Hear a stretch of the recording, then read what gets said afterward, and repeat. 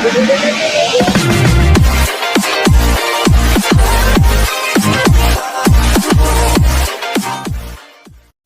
You very much again. मैं आप लोगों से ऐसा कुछ नहीं कह सकता जो आप पहले से नहीं जानते। सॉरी, मुझे बहुत गर्मी लग रही थी इसलिए मुझे वो उतारना पड़ा, वरना मैं पहने रखता। लेकिन सिर्फ 2-4 बातें बोल दूंगा मैं आपको, क्योंकि मैं यहाँ पर आया हूँ और मुझे बहुत फ़ख्र होता है जब तालीम कोई हासिल करता है। मैं भी सराफ साहब को भी यही बता रहा था, मुझे खुद जो है बहुत प्राइड होती है जब लोग पढ़ाई लिखाई करते हैं। मुझे लगता है तालीम से ज़्यादा अहम कोई भी चीज़ दुनिया में नहीं है। और जैसा मैंने आपसे कहा, इस वक्त ये जो आपका मुकाम है, ये जो उम्र है आपकी, इस उम्र में आप में सबसे ज़्यादा जज्बा होगा, सबसे ज़्यादा ब्रेन सेल्स होंगे और सबसे ज़्यादा बाल होंगे। कुछ सालों बाद जज्बा भी कम हो जाएगा, बाल भी कम हो जाएंगे, ब्रेन सेल्स भी कम हो जाएंगे। सो ये जो मौका आपको ज़िंदगी ने दिया है, ये जो थ्रेशोल्ड पर आप हैं, जब आप बाहर जाएंगे, काम करना शुरू करेंगे और पढ़ाई करेंगे, आप में से कुछ ग्रेजुएट हो रहे हैं, कुछ पोस्ट ग्रेजुएट हो रहे हैं, बहुत सारे अभी PhD हासिल करके गए। आप लोगों को सिर्फ इतना कहना चाहूँगा कि जैसे आपकी सोच है, जो आपके दिल में आए, ज़िंदगी भर सिर्फ वही कीजिएगा। क्योंकि जब आप मेरी उम्र के होंगे या अपने माँ बाप की उम्र के होंगे, अपने टीचर्स की उम्र के होंगे, तो कहीं ना कहीं दिल में कोई ना कोई रिग्रेट रह जाती है कि मैंने वो क्यों नहीं किया। तो हर लड़के और हर लड़की को मैं सिर्फ यही कहूँगा, प्लीज़ जो दिल में आए इस उम्र में ज़रूर कीजिएगा। मेरे जो वालिद थे, मैंने जैसे बताया बहुत पढ़े लिखे थे, तो उन्होंने बहुत गरीब भी थे, उनको कभी कोई नौकरी नहीं मिली, हार्डली उनके पास पैसे होते थे। जो भी बिज़नेस उन्होंने शुरू किया, इतनी तालीम हासिल करने के बाद भी वो फेलियर ही रहा। लेकिन उन्होंने बहुत प्यार दिया, और क्योंकि उनके पास पैसे नहीं होते थे तो मेरे हर जन्मदिन पे अपनी कोई पुरानी चीज़ मुझको दे दिया करते थे। तो पहली पुरानी चीज़ जो, और बहुत बड़ा चढ़ा के उर्दू में अच्छे अच्छे अल्फाज यूज़ करके मुझे इम्प्रेस करते थे कि बहुत अच्छा प्रेजेंट दिया है मुझको।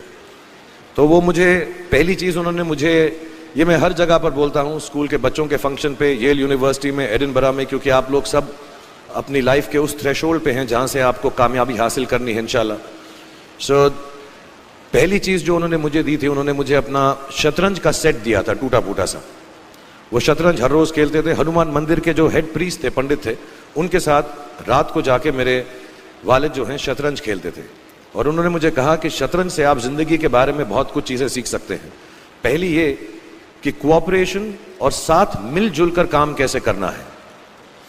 दूसरी ये कि ज़िंदगी में आगे बढ़ने के लिए कभी कभी पीछे भी हटना पड़ता है। तीसरी ये कि जो छोटे लोग होते हैं, जो आप समझते हैं, कई लोग ऐसी बात मानते हैं, जो पॉन्स होते हैं, जो प्यादे होते हैं, उनकी सबसे ज़्यादा इज्जत करना ज़िंदगी के अंदर। कोई भी इंसान छोटा नहीं होता, हमेशा हमेशा ज़िंदगी में काम आता है। और कामयाबी हासिल करने के लिए आखिरी बात शतरंज ये सिखाती है हमको कि कभी कभी जिस चीज़ से सबसे ज़्यादा लगाव होता है, जैसे रानी से अमूमन हो जाता है, कभी कभी उसे भी सैक्रिफाइस करना पड़ता है आगे बढ़ने के लिए। दूसरी चीज़ जो उन्होंने मुझे दी, मेरे पास है वक्त, 2 मिनट बोल सकता हूँ मैं, सॉरी। दूसरी चीज़ जो उन्होंने मुझे दी थी, वो एक टाइपराइटर दिया था। आज के ज़माने में आई डोंट थिंक किसी को, बहुत सारे बच्चे होंगे यहाँ पे जिनको मालूम भी नहीं होगा टाइपराइटर कैसा लगता है। अब सब कंप्यूटर पे काम करते हैं। तो टाइपराइटर के ऊपर जब आदमी लिखता है और अगर गलत लिखता है तो उसको मिटाने में बहुत तकलीफ होती है। So you have to be very diligent, बहुत ध्यान से लिखना पड़ता है। हम गलती नहीं कर सकते। और टाइपेक्स यूज़ करते थे टाइप को निकालने के लिए, कभी उंगली फंस जाती थी उसकी कीज़ के बीच में, मगर बहुत मेहनत से, बहुत डिलिजेंस से काम करना पड़ता था।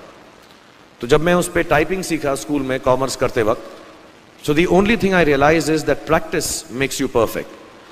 तो जो भी काम आप जिंदगी में करें उसको डिलिजेंस से करें, ऐसा करें कि कोई गलती ना हो, अपना पूरा दिमाग लगा कर करें, सोच समझ कर करें।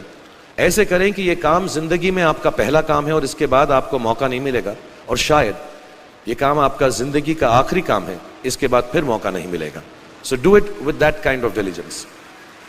तीसरी चीज़ उन्होंने मुझे कैमरा दी थी, क्योंकि बहुत गरीब थे, वो कैमरा चलता नहीं था बिल्कुल भी, सिर्फ उसके व्यू फाइंडर से बड़ी अच्छी अच्छी तस्वीरें दिख जाती थी, लेकिन खिंचती बिल्कुल भी नहीं थी।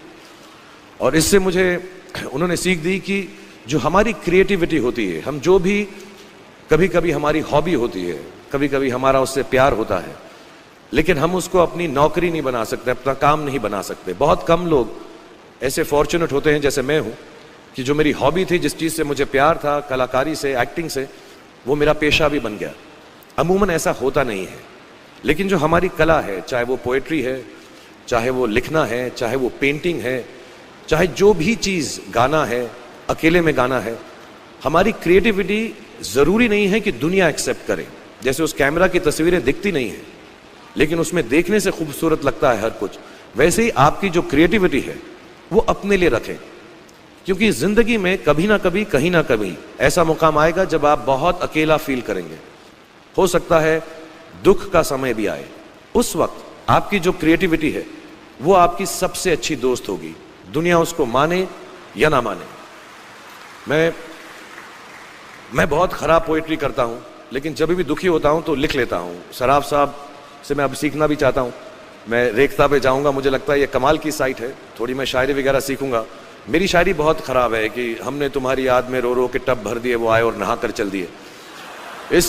इस लेवल की पोइट्री है। लेकिन जब दुख होता है, ये भी बैठकर जब लिखता हूँ तो बहुत दिल को शांति मिलती है।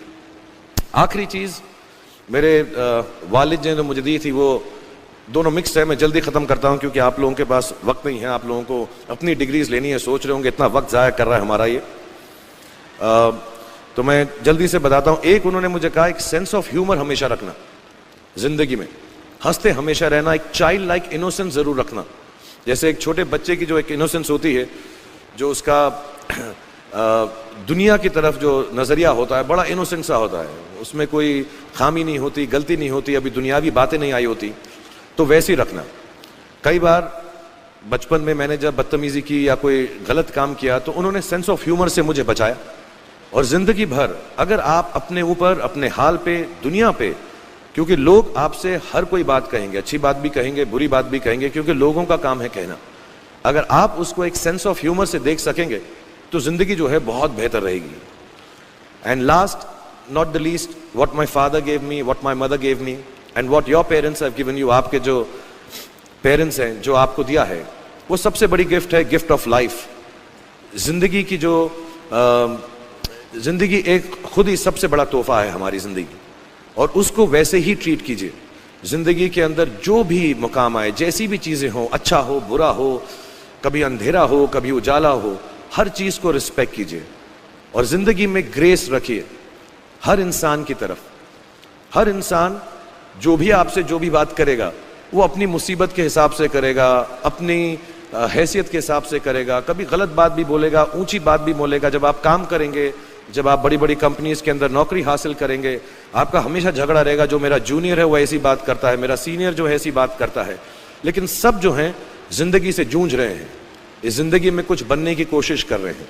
सो वो ग्रेस जो है, वो लीवे जो है, हर किसी को दीजिएगा जो आपके साथी हैं, जो आपके साथ साथ काम कर रहे हैं, जो आपका साथ काम नहीं भी कर रहे और जो आपका साथ नहीं भी दे रहे। ग्रेस से बड़ी चीज़ आप ज़िंदगी को वापस नहीं लौटा सकते।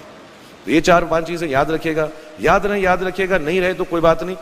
आप लोग बहुत कुछ अभी इस जगह पर इल्म हासिल कर चुके हैं और मुझे उम्मीद है और मुझे यकीन है कि आप जो भी करेंगे ज़िंदगी में बहुत कामयाब होंगे।